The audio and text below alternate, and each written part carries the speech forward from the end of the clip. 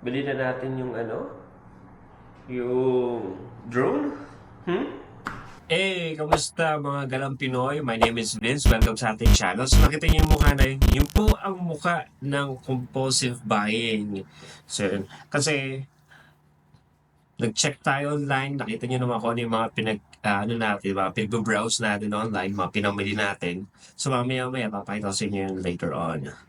Recently or kagabi, uh, nag-try tayo mag-purchase ng drone.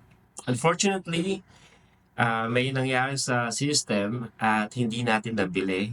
Kaya yun. Anyway, balik tayo doon sa mga sa mga bagay-bagay na pagbibili natin. Ang dami natin nagastos ah, ngayong panahon na to na kung ano-ano yung mga nabili natin para lang sa natin sa plano nating mag-car camping, mag-hiking, mag-stealth camping.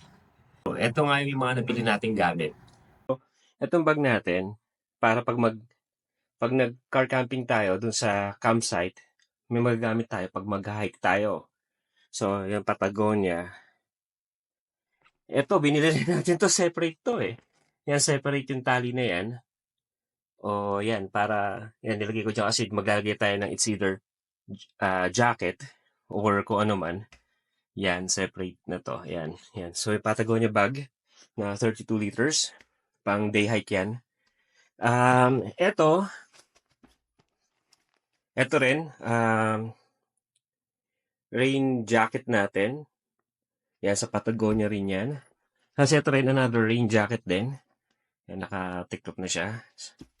So, yan. So, kabibili lang din natin lahat ng mga yan. Yan, sa Patagonia. Ito yung sa vlog natin na yung Sierra na tent. Yan. So, ito yung outdoor na natin na lamesa. Malit lang yan.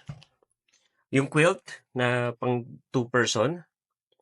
Tapos, ito, yung memory foam na camping pillow yan. Yan. So, maliit lang din siya. Ito, sleeping pad. Yan. So, talagang naka-ready siya pang para pang summer siya eh. Hindi pa nga pang winter eh. Wala pa yung pang winter natin na car camping. So, this one is for hike. Pwede na rin sa car camping. Kaya yan. So, pwedeng setup yan. Kulang pa tayo ng lutuan. So, nakita nyo naman yung mga gamit na nabili natin. 'Di ba? Pero kulang pa yan guys. Katulad ng sabi natin dyan sa video na yan, kulang pa yan. Hindi pa natin nabibili yung pang winter. Kasi ngayon mag-winter na. Kasi kala ko, end of November pa, papasok yung winter. Pero parang napaaga yata kasi nag-snow na eh. At ito nga pala, balik tayo din sa drone, guys. Katulad sabi ko, disappointed tayo.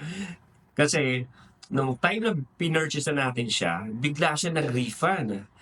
At nag-message, nag-OTP, nag-send ng OTP si BDO eh, ng twice. Kaya yun. So, hindi ko alam kung ano nangyari. In between siguro ng system ng Hover Air at ng BDO. Pero kasi yung unang time na tinatype ko yung credit card number natin, bigla siyang parang nag-send, nag-glitch, hindi ko alam kung ano yun, parang nag-refresh na sabi, hindi ko raw na-enter yung CVV. Pero, nung kinorek ko na, yun na, nag-send na siya ng OTP. Pero, ang gulo talaga, hindi ko alam kung bakit. Pero, so far, wala naman ako nag-i-issue kay BDO, maliban lang dun sa isang transaction ko, na kasi, yung advice namin na gagamitin ko sa BDO, yung BDO credit card na gagamitin ko sa ibang bansa, hindi ko na-extend. So, nangyari, kailangan namin tawag ulit siya sa BDO para i-extend ulit yung paggamit ko ng credit card dito sa US. So, yun. So, anyway, katulad ng sabi ko na nakakadismaya talaga kasi talagang gusto-gusto na natin eh na i-purchase 'to eh.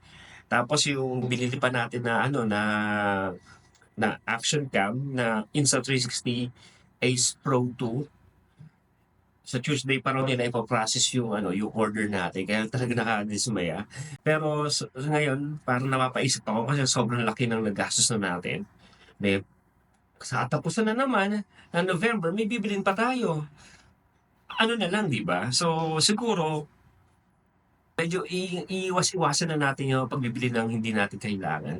Siguro, kasi eto na yung talagang parang eto na yung channel na ginawa ko na parang dedicated talaga sa adventure. So, hanggang dito na lang guys. Katulad ng sabi ko, yung compulsive buying natin ay sana ma-lessen natin kasi hindi ko alam kung talagang kailangan na kailangan ba natin 'tong drone na 'to or ibang gadgets para lang sa sa ano natin, sa pagvo-vlog na 'to or tuma-travel na 'to, kailangan ba talaga natin siya?